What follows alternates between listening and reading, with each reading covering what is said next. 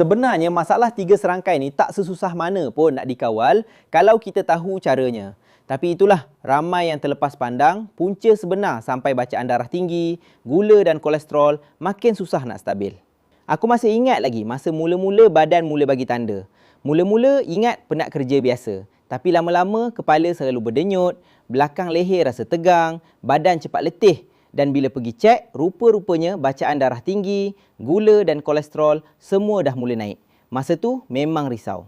Siapa tak takut bila doktor cakap kalau dibiarkan, risiko strok, serangan jantung dan masalah buah pinggang pun boleh meningkat.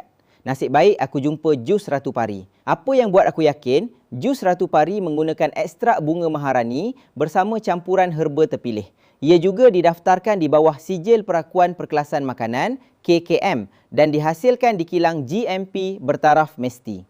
Bunga maharani ini bertindak sebagai diuretik semula jadi yang membantu menyingkirkan garam berlebihan dalam badan dan menyokong tekanan darah yang lebih terkawal. Sebab itu, ramai yang amalkan jus Ratu Pari sebagai ikhtiar untuk bantu kawal 3 serangkai. Lepas aku amalkan secara konsisten, kepala dah kurang berdenyut, belakang leher dah tak setegang dulu dan badan pun rasa lebih bertenaga. Bila buat pemeriksaan berkala, bacaan kesihatan aku juga semakin baik berbanding sebelum ni.